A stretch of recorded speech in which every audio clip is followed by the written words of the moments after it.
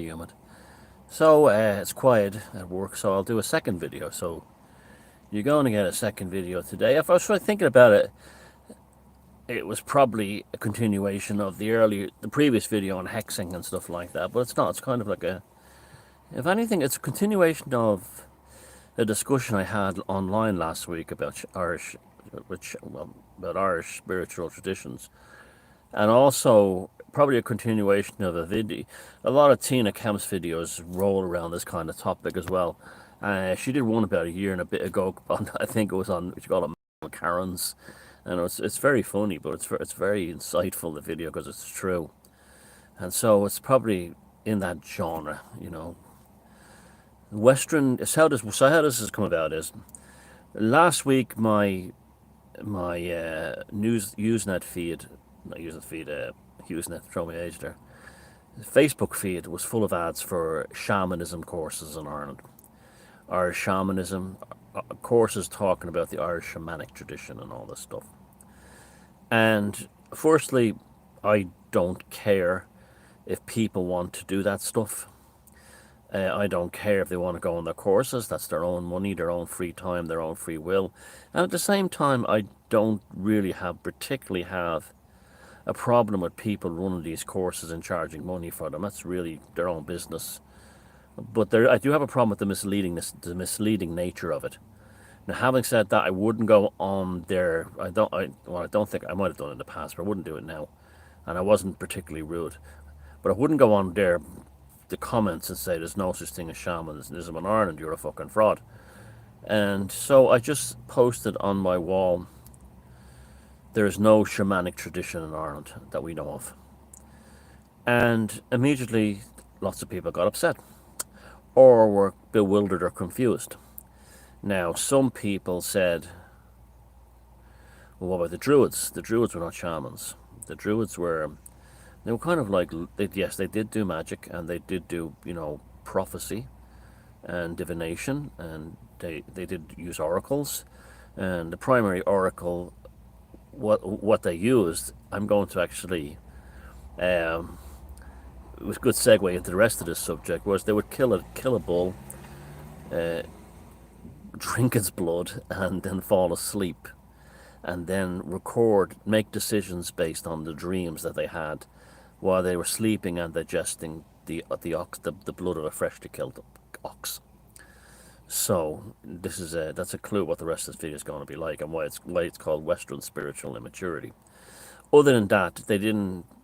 What's shamanism?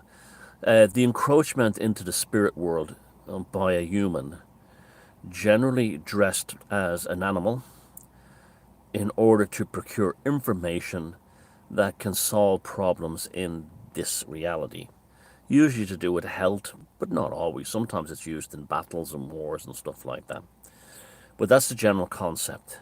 Dressing it's hereditary. It's always males, and it's generally this way. They wear antler horns, or they dress as wolves, or dress as tigers, to encroach upon the spirit world as an animal spirit. They almost take the idea is now this, it goes back to very ancient times, like you're talking about, it's impossibly ancient, right? So the idea of this is that a human can sneak into the spirit world. That's basically what it is, and they can hide themselves as an animal and do it. And there's all kinds of rituals and procedures in different cultures, but incredibly, they're so similar. Now, in Western shamanism, what do we generally associate it with? Two things. Siberian shamanism, Ugaric shamanism, which is Finland and the Arctic regions. So you're talking about the Sami people, you're talking about the Inuit people. And this is also who brought it to North America, where it was adopted by, the First Nations people, the North American native tribes.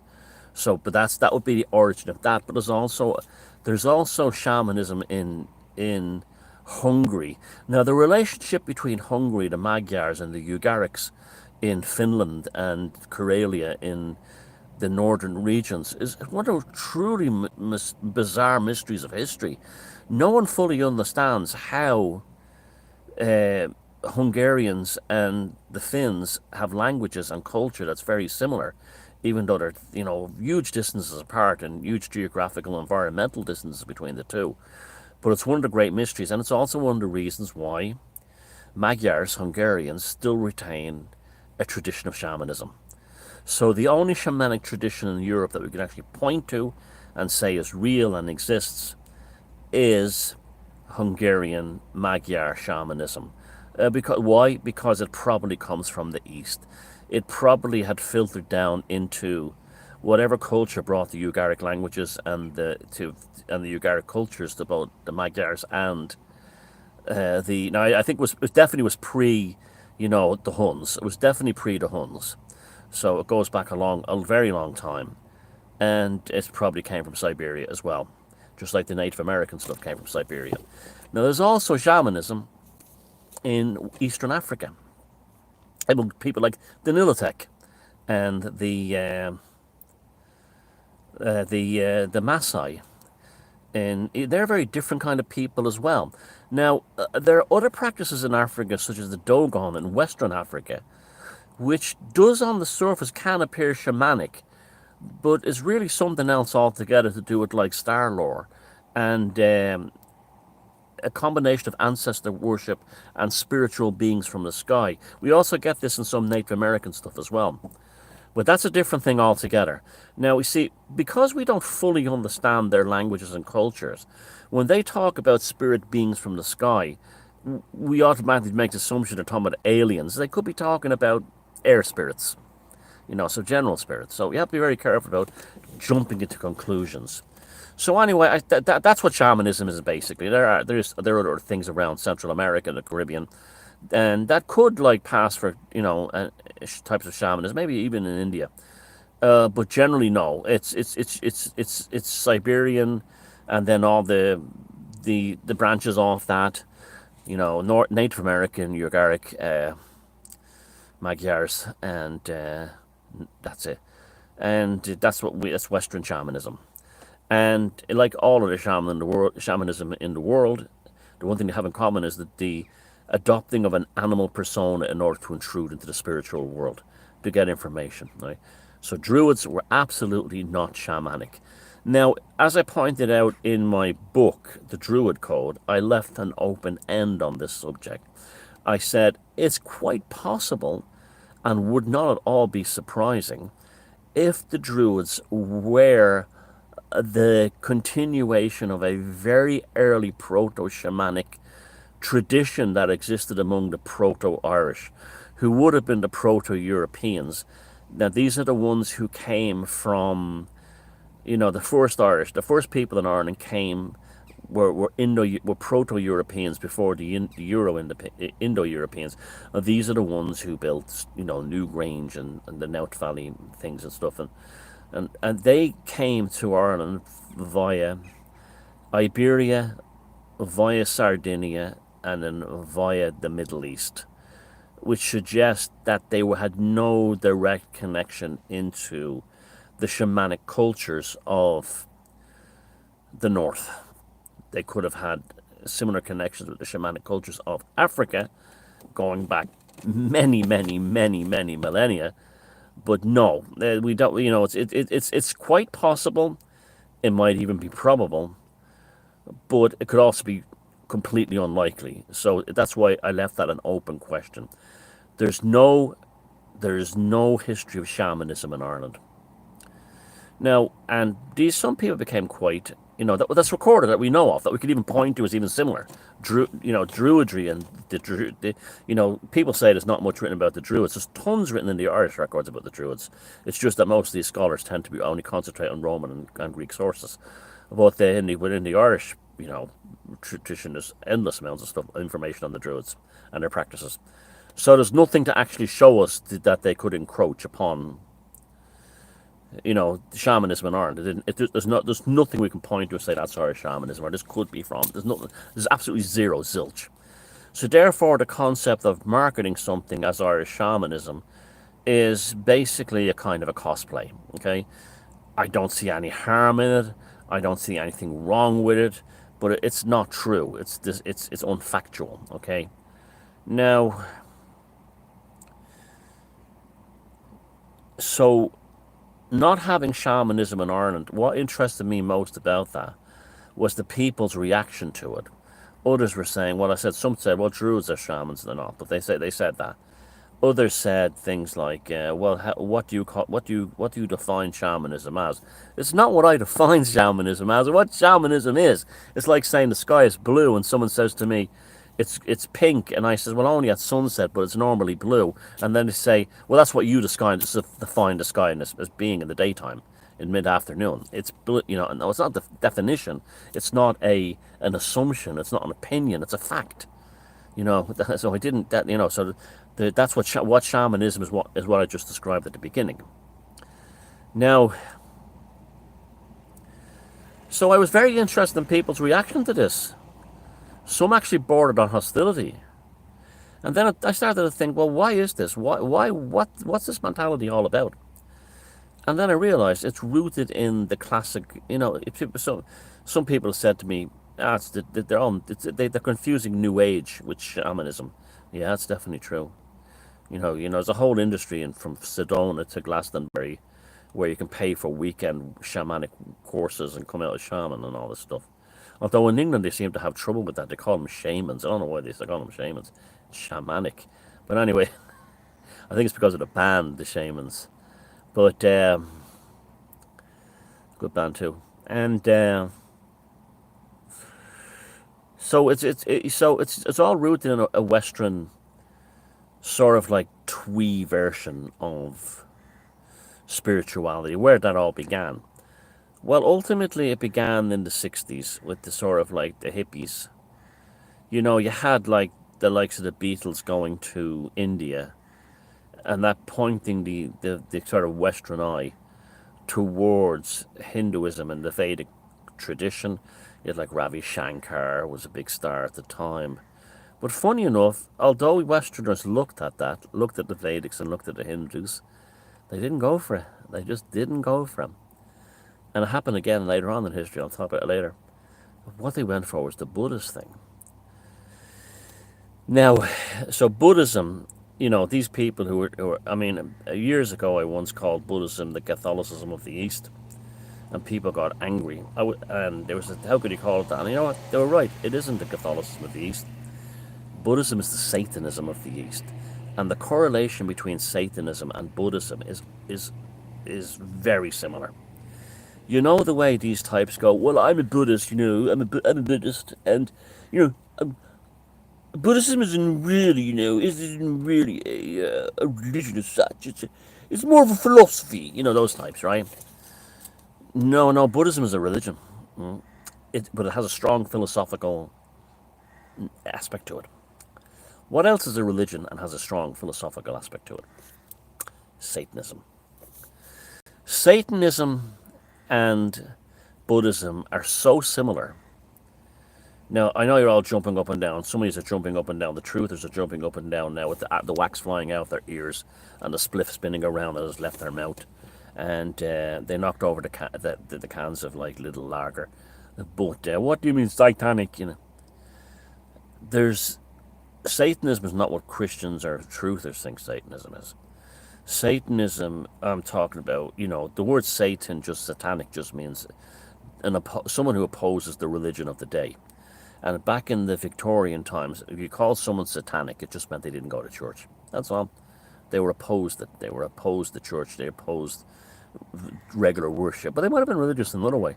They could have been something else. But the word satanic was literally the truth back then. Someone who opposed the religious orthodoxy of the day. So that's it. That's all. They could believe in something else, but that's what they were. So when I talk about Satanism, I'm talking about LaVey Satanism. Anton LaVey, I have to say, was a big influence on me growing up as a teenager. Part of that was because he had the edgy teenager punk rock goth thing. Yeah, that was part of it, all right. Another part of it was the Satanic Bible was a book of great wisdom. It made an awful lot of sense to me, and it still does on many levels.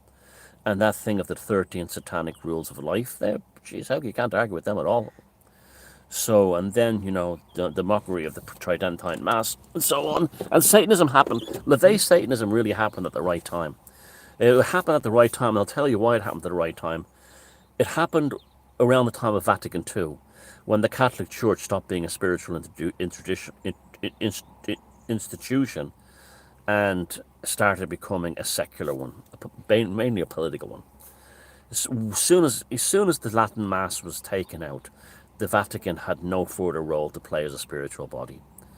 The Latin Mass is the foundation of Orthodox Christianity. 100%. You cannot be a Catholic in the true sense and not want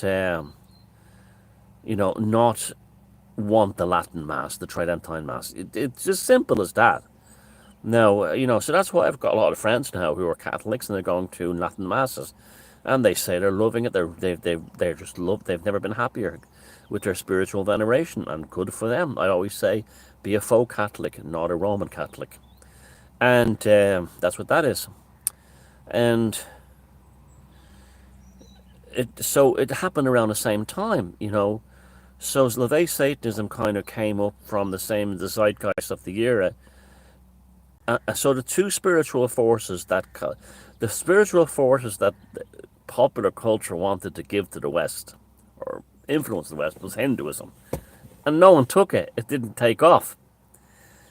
But Buddhism took off, or what they taught was Buddhism. Satanism took off, and the Latin Mass, Catholicism, folk Catholicism, essentially died among the masses with Vatican II. So Buddhism. So you have all these people. They're going, well, I'm Buddhist. I believe in peace and love, and it's a philosophical thing. This kind of thing. Far right, Leo Salage. I'm a Buddhist. There's these types, right? You know, if it is, they say it's not a religious religion, and yet you have gold Buddhas the size of skyscrapers all over the place. There's a staggering hypocrisy there, where Hindus, is very much about iconography and the worship of idols, just like, Indo-European paganism is. And so when they put up big statues of Shiva and stuff like that, or a gigantic one of Hanuman, the monkey god in Sri Lanka, they're not being hypocrites, but the Buddhists are. Now, the Buddhists have a sexual problem. Within those Buddhist temples, they have a sex abuse of young boys that would put the worst Catholic stuff to shame. So how these Buddhists are going on, well, I used to be a Catholic, and then I found out about the sex scandals and the abuse in the Catholic Church, so I'm now a Buddhist. They've actually joined a religion where what went on in the Vatican is practically officially sanctioned within Buddhist temples. And the sexual abuse of young boys in Buddhist temples would make you sick. And then they say, well, it's a peaceful nun. Buddhism is a peaceful nun, non-engagement, non-violent path I follow. So is this why Buddhists genocided Muslims in Myanmar only a decade ago? Is this why the Dalai Lama took CIA money to train an army? This is the thing with Buddhism. It's very similar to Satanism, very similar, and it has dumb Westerners who think the attitude, like the Satanism, is ultimately natural law. The world is a brutal place. If anyone encroaches upon you, destroy them, and so on. And but the Buddhism is all that stuff, but without the morality. That within Satanism, you have rules of like respecting another person's property and place, and also do not sexually force yourself on anyone, especially children. With Buddhism, they ignore that part and do it. And so you have all these Westerners who think, I'm a Buddhist, I'm so spiritual. Have no idea they're members. You seen a video of me in Sri Lanka? I went to see a Buddhist fucking black witch doctor. Why do you think that the same trident they use in Satanism and devil worship is in Buddhism, and is it's the same thing. And so I can tell you that place I went to in Sri Lanka to meet that witch doctor, that Buddhist witch doctor. That was fucking heavy, That was fucking heavy shit by any measure, and it was none of what the Westerners think Buddhism is. And in Sri Lanka, there are, in this interior of the country, in the jungle, there are areas you can't go into at night because there are Buddhist cults that will sacrifice you, kill you, and some of them are even cannibals. But Buddhism is a philosophy of peace. But the underlying philosophical thrust of Buddhism is very, very similar to LaVey Satanism. That's why I wasn't surprised when Zena LaVey became a Buddhist. Anton LaVey's daughter. And I'm not saying there's anything wrong with that or anything wrong with these people. I'm just saying it didn't surprise me. It's a move over. But the Buddhist tradition it's, the Buddhist tradition, Buddhism was almost, if you want to get down to it, it's the Satanism of Hinduism. Okay? Think of it that way. Buddhism is the Satanism of Hinduism. Right? So those who were unwilling to partake in authentic Tantra followed Buddha. Okay? Now, that's another thing too. Tantra, right? So in the West, the concept of Tantra is meditation. You go in a New Age place and you meditate and they burn a little incense and you might hear some like sitar music in the background. Fuck me, in the Hindu world, Tantra is fucking intense. Well, it's like hardcore voodoo, and this thing of where do you think the Tuggies came from? The Tuggies were basically practicing an extreme form of Tantra. It was a religious thing, killing and murdering people, and you know, this is why the British had to ban so many things like in India that came out of the dark elements of Tantra. Now, having said that, that's what that's what it was. It was like annihilation gnosis. You have to take yourself to the limit, and this is why you have these holy men in India who do things like suspend themselves on hooks, and temples full of rats and cobras. And a lot of that is about confronting your darkest fears. The Tantra within the traditional and authentic Tantra within Hinduism in the East is about going to the fucking limits to test yourself. Going to the absolute limits. Where the Tantra in the West is like, your meditation or yoga circle down the local New Age bookshop. And that's the same reason, this Western spiritual immaturity that we have regarding spiritual practices outside of Western Christianity. By all accounts, Western Christianity is very soft and lame. Unbelievably lame if you're a Protestant. And I often think like the mass witch burnings of the 1600s, particularly, well, nearly almost exclusively in Protestant parts of Europe, controlled by Calvinists and Lutherans, if that was a form of Tantra, that they were, in order to try and deal with not facing the shadow of their own spiritual path. Now, in Catholicism, you have things like martyrdom. Now, when I say martyrdom, I don't mean literal martyrdom, although you do have that, like Matt Talbot here in Ireland, with wearing the chains around him. So there's lots of things like that. We were raised with that image of Saint Sebastian, with the arrows pierced by all the arrows. And the Stations of the Cross is a form of Tantra. It's sort of like a dark gnosis, where you basically see this guy being beaten, whipped to death, and crucified. It's very frightening and deep when you're a child. And we have things like flagellants, which you still get in parts of southern Europe, in Spain and Italy. Or those sects in Spain where they have the Corpus Christi parades and the guys dressed in these black things with these kind of KKK outfits with kind of pointy black hats. Well, that's the kind of that's the Catholic Orthodox Tantra. We have it, so it exists in the West, but ever since the Reformation came along, there's this concept that Catholicism has, to a lesser degree, has happened, but more so in Presbyterian religions, where they become softer and softer, to the point now where you have, transgender lesbian vicars you know, doing, doing sermons in the Church of England or the Church of Ireland or the Episcopal or Anglican churches in America, saying things like, "Well, there's no God really, and if there's a God, we shouldn't be calling him he because it's no offensive to we trannies." That's how that you see that's what happens when you have no spiritual foundation. Where true Catholics are giving up on the Vatican, they're giving up on Roman Catholicism and they're going back to folk Catholicism or Orthodox Catholicism. Is the real thing.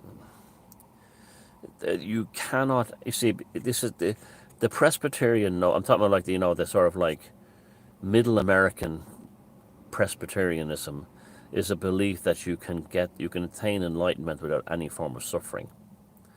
Impossible. Impossible. Where in Indian sort of like heavy Tantra and within, dark Buddhism, the same thing happens. So Westerners are out of the loop when it comes to any kind of maturity with spirituality.